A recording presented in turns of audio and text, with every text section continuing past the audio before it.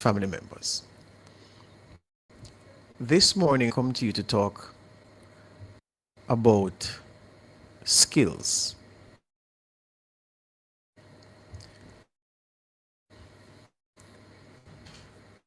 By the time I was finished with high school, 1999, I would have been a 16-year-old going on 17. Okay. Finished, 99. And up to that point, nowhere in my high schooling, or they call it the secondary schooling, and certainly nowhere in my primary schooling, was anyone sent to any of the schools, the two high schools, the one primary school that I attended. No one was ever dispatched to talk to us about skills. So my generation,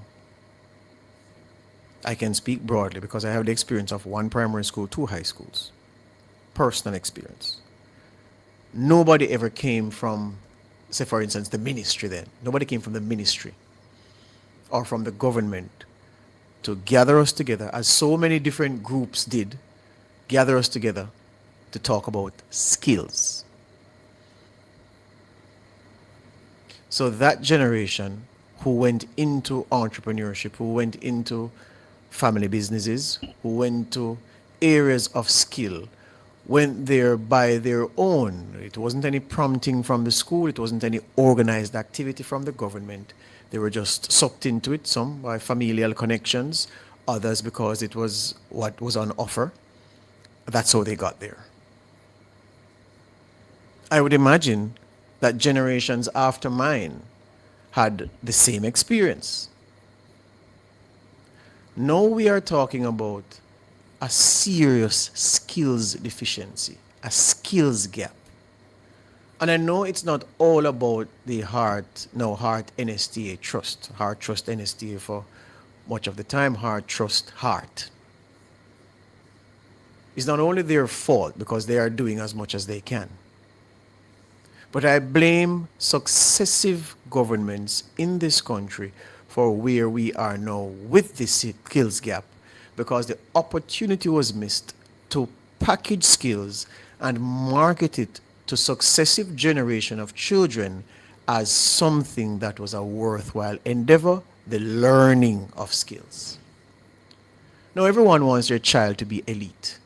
Everyone wants their child to be top of the class in English language, in English literature, in mathematics, in the traditionally sexy subjects, because many parents weren't stars in high school.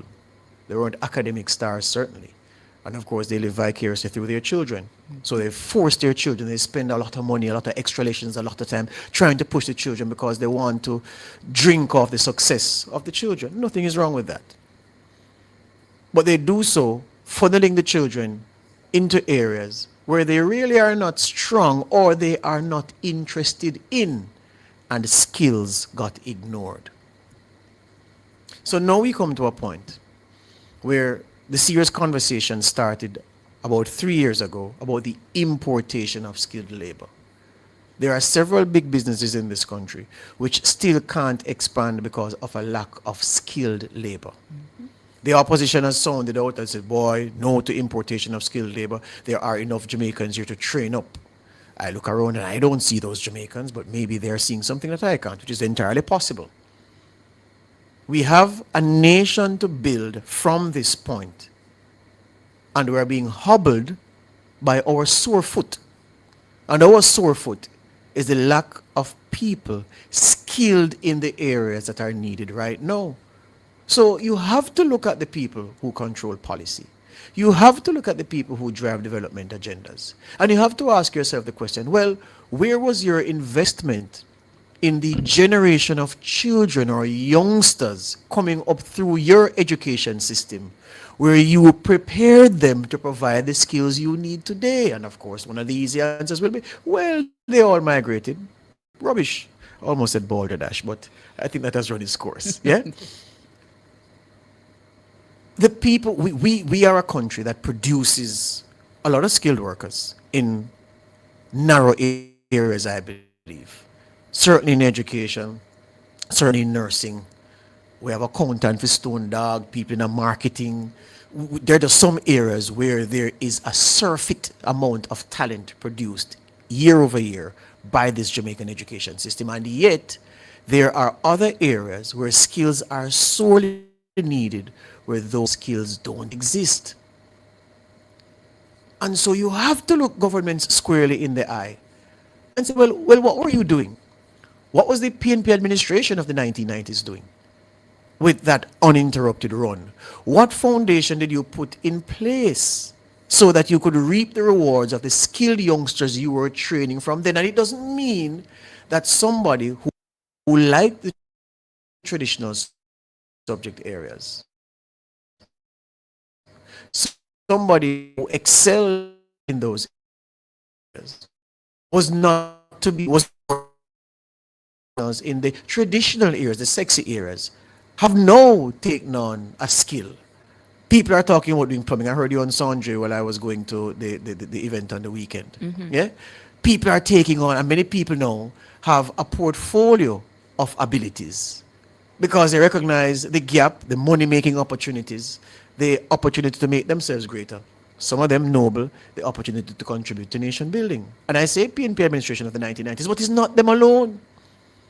The Labour Right Administration from 2007, which we all know the records show, hobbled by dudus and recession, global recession. They may point and say, well, George, you can't credibly blame me for not laying the groundwork then, or doing something then, because we had these things dealing with.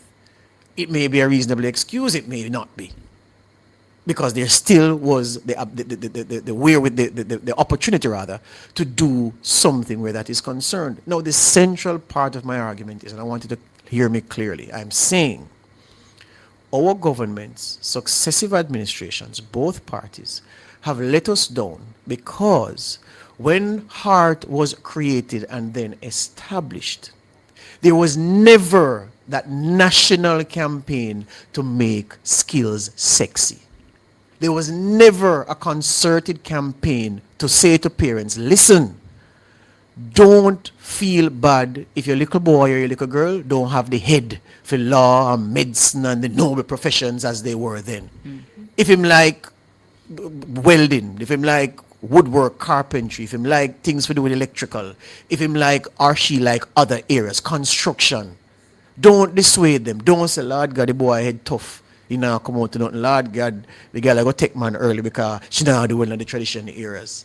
There was never in this country, and I've gone through the PIOJ annual reports as a guide, yeah, from Wesley Hughes led it, Omar Davis all forward, to see how the country was being set out in terms of the things that were being pursued as national policies for development.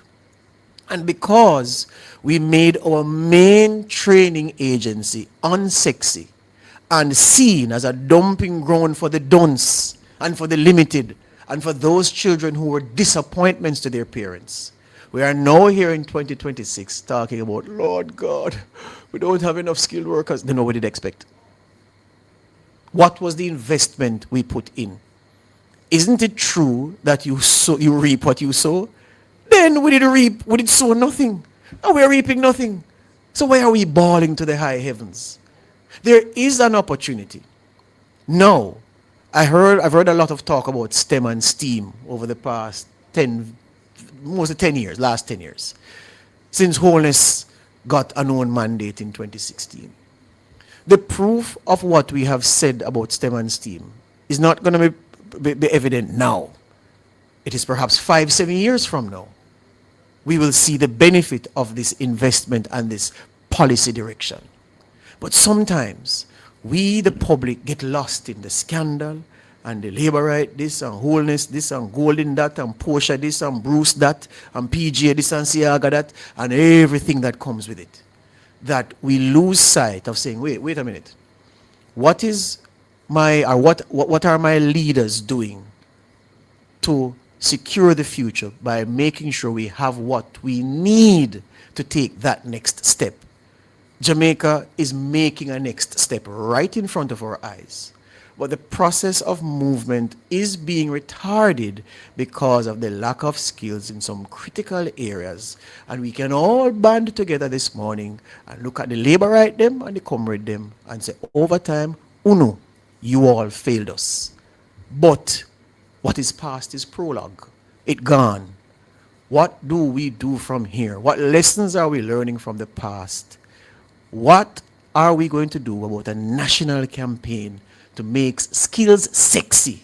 Because we realize now, skills vital to the final destination that we intend to come off at. Yeah.